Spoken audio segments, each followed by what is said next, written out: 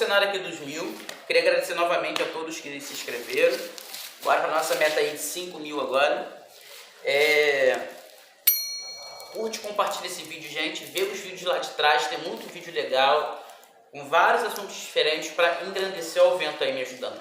Para eita merda.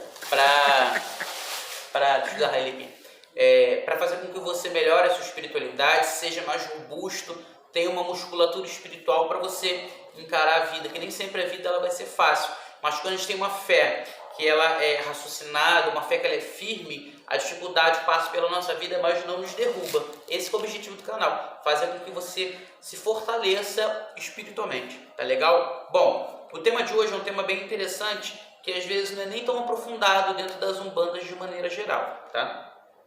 Lembrando que tudo que eu falo neste canal, pela minha boca, é responsabilidade minha, é a minha visão de espiritualidade, é a minha visão de umbanda, é a minha visão de vida, é aquilo que minha espiritualidade entende, é aquilo que ele passa para mim. Não sou o dono da verdade. Se você faz de maneira diferente, se você tem um conceito diferente, se você interpreta aquilo que eu estou falando de maneira diferente, tá odara, continua no teu como continua no meu. O importante é todos nós tentarmos levar algo melhor para o mundo. Tá? E de alguma maneira, de repente, não serve para você, mas serve para o outro que vai se beneficiar da mensagem que a gente está passando. Bom, vamos falar sobre ancestrais. É necessário que a gente entenda que todos nós, para estarmos aqui, tivemos pessoas antes de nós, não é verdade? Começa nossos pais, nossa avós materna, nossos avós paternos, bisavós, tataravós, tetravós, pentavós, aí vai. Em 300 anos, mais ou menos 14 gerações. Para nós estarmos... O que houve, sério? Né? Ela fez uma cara assim estranha para o celular. Para nós estarmos aqui, alguém teve que vir antes. Alguém lutou, alguém se alegrou, alguém sofreu, eles morreram, eles construíram um caminho para que nós andássemos neste caminho, de maneira até um pouco mais fácil. Ou seja, alguém pavimentou uma trajetória para que nós continuássemos a nossa existência. Essas pessoas se foram. Elas não estão, a maior parte delas não estão mais aqui neste plano. Estão nos outros planos espirituais. E assim como elas nos deram coisas boas, qualidades, também nos passaram defeitos. Por exemplo, geneticamente, eu me pareço muito com meu pai. A Sara se parece com o pai dela.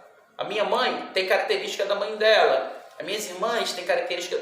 Entendeu? Então, assim, por exemplo, meu rosto se lembra meu cabelo, se lembra meu pai. O que é isso? É uma característica genética que eu carrego e perpetuei. E passei para frente. E passei para minha outra geração, para minha filha, Maria Fernanda, que também se parece comigo. Ou seja, um pouco do meu pai está em mim, que está na minha filha. Um pouco de mim está na minha filha, que vai estar no meu neto, que também vai ter um pouco do meu pai. Você está entendendo onde que eu quero chegar? Todos nós estamos aqui, estamos é ótimo, né? Estamos aqui porque alguém pavimentou esse caminho. Alguém pagou um preço de estar aqui para que nós tivéssemos a nossa vida. Não estou falando de moral, não estou falando de boa criação ou má criação. Estou falando de eternidade. Eu estou falando de espiritualidade. E essas pessoas nos passaram características, né? Nos passaram modos de ver a vida, costumes, a nossa religião, a maneira de se encarar o mundo. Muita coisa nós herdamos, não tudo. Nós não somos influências do meio, mas nós somos influenciados pelo meio, tanto o meio social quanto o meio familiar. Geneticamente também nós somos influenciados, né? Então, muita coisa do que nós somos hoje também são parte dos nossos antepassados, dos nossos ancestrais. Aqui, por exemplo, eu tenho um avô meu que um veio de origem judia e o outro, a família da minha avó de pai, lá no começo era judia, Stostes, né? E minha outra família é portuguesa, eu tenho descendência de Portugal.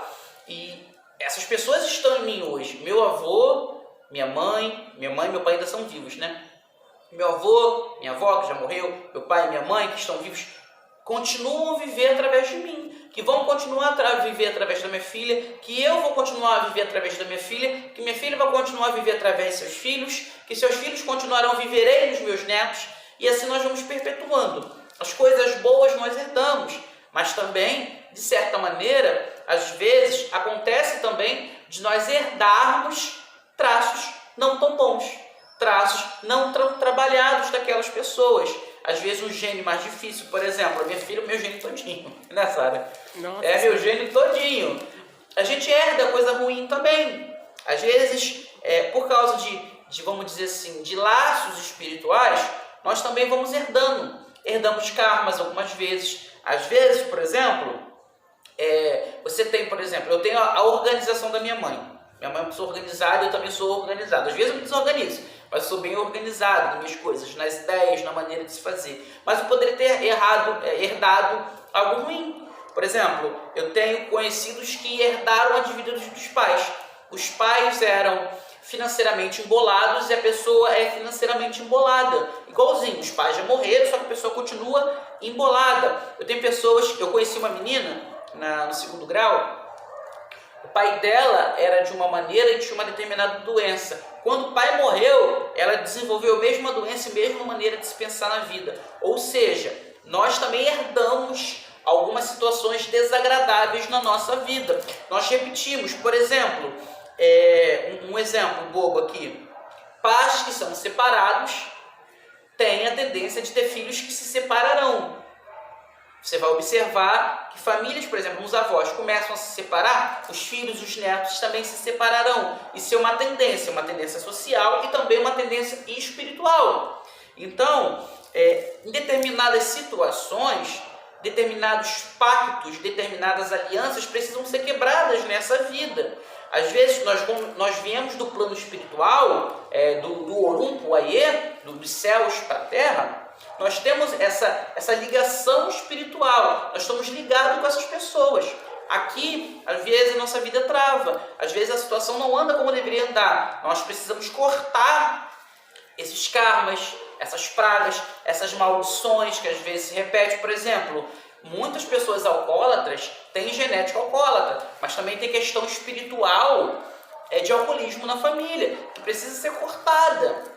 Por exemplo, miséria. Às vezes, pais que tiveram uma vida miserável, os filhos até têm condição agora, mas perdem tudo. Por exemplo, como eu falei ali, que ele teve que cortar o vídeo.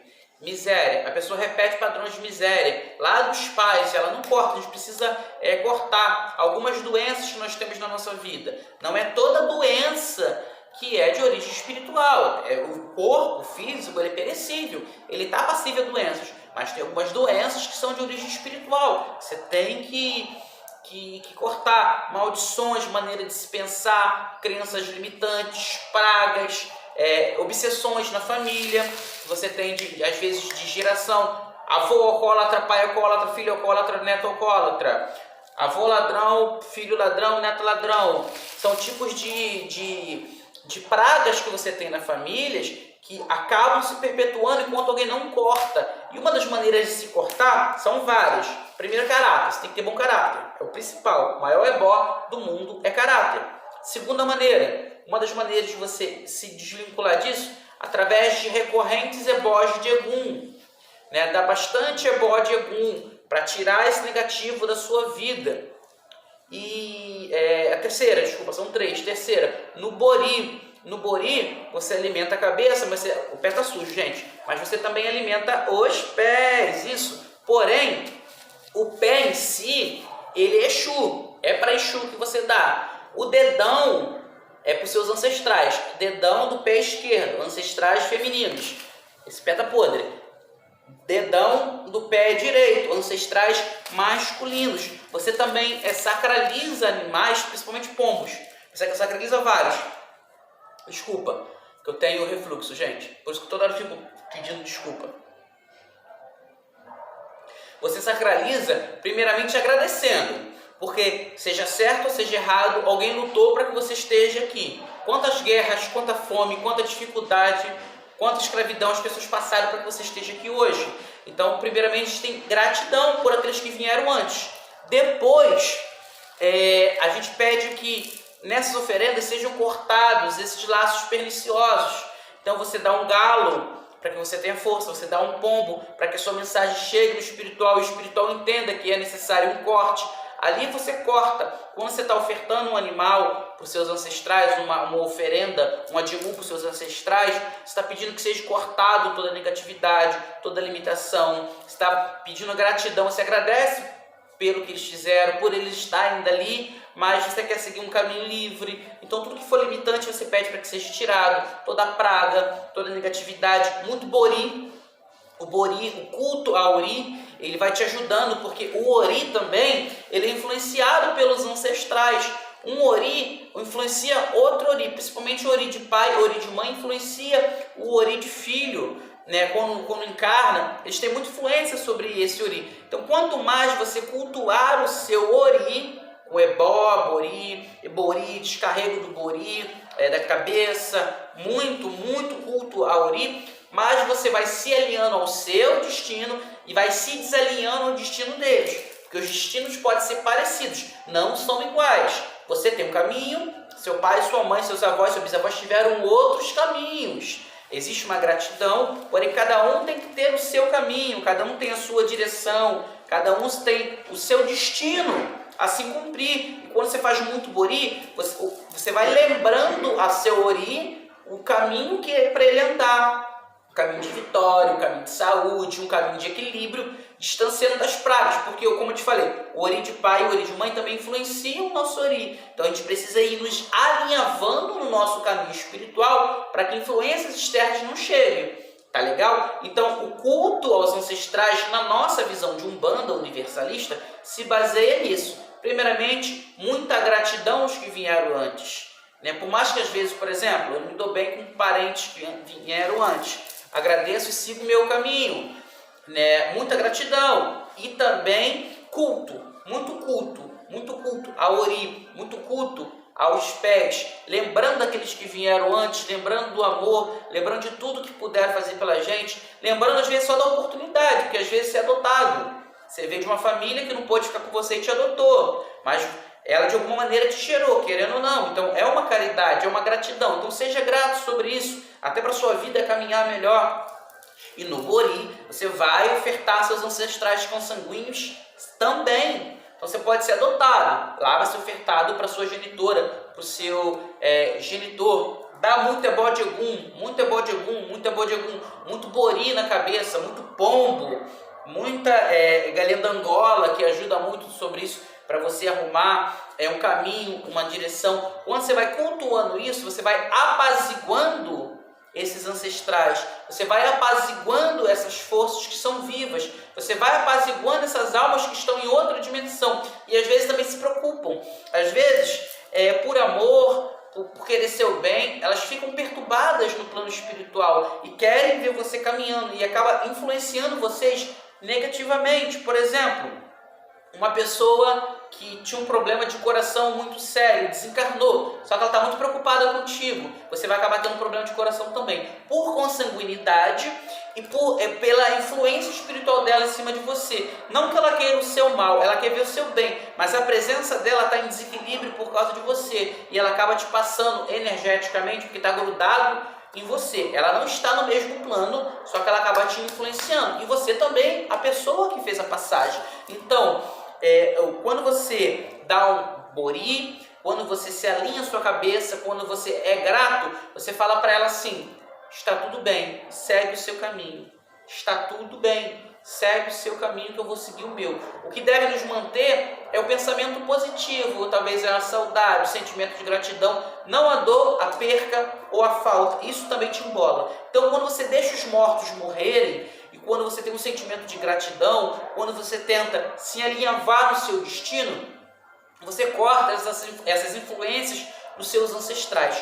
Quanto mais você olhar para você, desenvolver a sua vida, buscar uma vida espiritual, mais eles vão te positivar, não vão te negativar. Conseguiram entender? É um tema meio que polêmico, é meio difícil de compreender, mas existe uma influência dos nossos ancestrais que, ora é benéfica, ora não é tão benéfica, e precisa ser trabalhada para que seja somente benéfica, entendeu? Sempre relembrando o que eu vou falar agora. Assim como nós temos cargas genéticas que nós absorvemos de nossos ancestrais, também nós temos cargas espirituais que nós absorvemos de nossos ancestrais.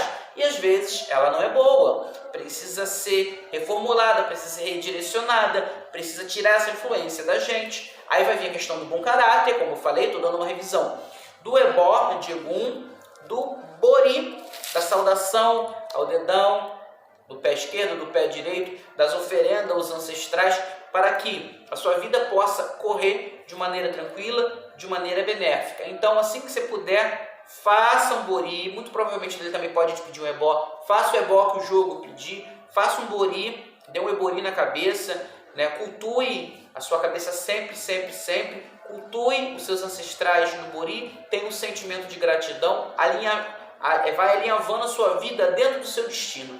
Aí você vai ser feliz. Exame te abençoe, te ilumine e te guarde. Simbora comigo, meu povo!